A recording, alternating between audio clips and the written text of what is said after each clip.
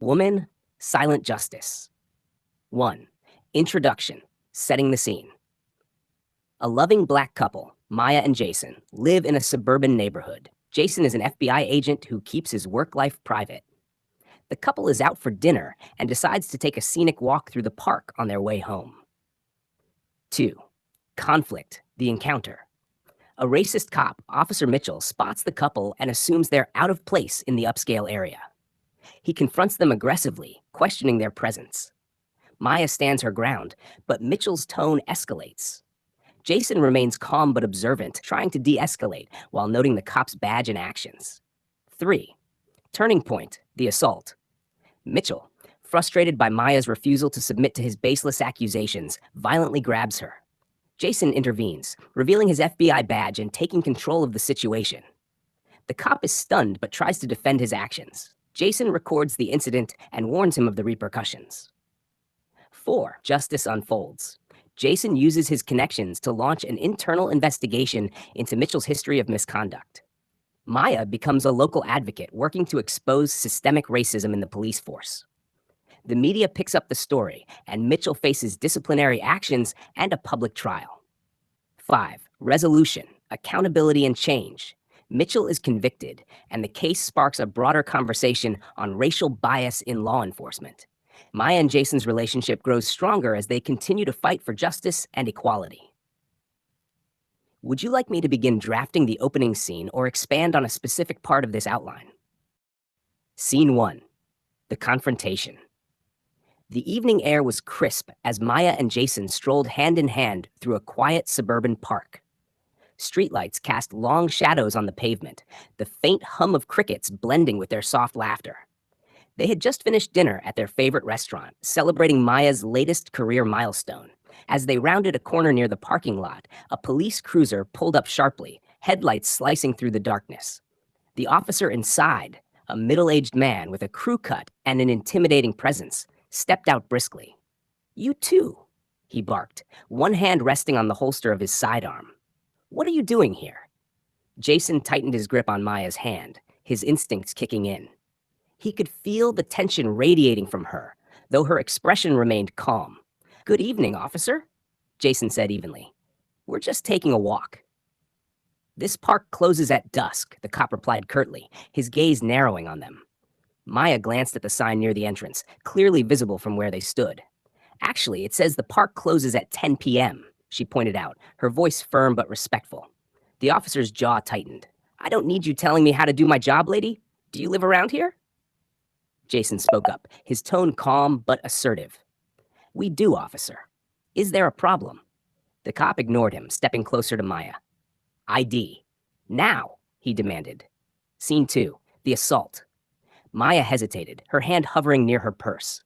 Jason's posture stiffened, his training alerting him to the officer's escalating aggression. "Is there a reason you need her ID?" Jason asked. "Because I said so," the cop snapped. "People like you don't belong in this neighborhood." Maya's eyes flared and she took a step forward. "Excuse me, people like us?" That was all it took. The officer grabbed Maya's arm roughly, yanking her toward him. "Hey," Jason shouted, stepping forward. "Let her go." The cop turned, glaring at Jason. "Back off, or you're next." Jason reached into his pocket, pulling out his badge. "Federal Bureau of Investigation," he said coldly, holding it up. "Release my wife. Now." The officer froze, his face draining of color as the weight of his mistake hit him. His grip on Maya loosened, and she wrenched her arm free, stepping back beside Jason. "Your FBI?" the cop stammered. Jason's eyes burned. Scene 3. The fallout. The officer took a step back, his face pale under the glow of the streetlights. "I didn't know," he muttered, his voice shaky. "You didn't know?" Jason repeated, his voice laced with cold fury. "What you didn't know is irrelevant. What you did was assault an innocent woman based on your prejudice. That's the only thing that matters now." Maya crossed her arms, her voice trembling but resolute. "And this isn't the first time, is it? How many others have you done this to? How many times has someone like you gotten away with it?" The officer stammered, his gaze darting around as if searching for an escape. "Look, maybe we can," Jason cut him off. "No, officer. There's no maybe. You've crossed the line, and now you're going to face the consequences." He pulled out his phone, dialing a number. "Who are you calling?" The officer asked nervously. Jason's eyes bore into him. Internal affairs. You'll explain yourself to them. Scene 4. Media uproar. By the next morning, the story was all over the news. Video footage taken by Maya during the incident showed the cops' aggression in stark detail. The clip went viral, sparking outrage across social media. News anchors debated the pervasive issue of racial profiling, and activists demanded accountability. Maya sat at the kitchen table, scrolling through her phone as Jason brewed coffee. People are already organizing a protest outside the police station, she said. Jason placed a mug in front of her. Good. But this is only the beginning. We need to make sure this leads to real change. I've been thinking, Maya said, looking up at him. What if we use this platform to amplify other voices?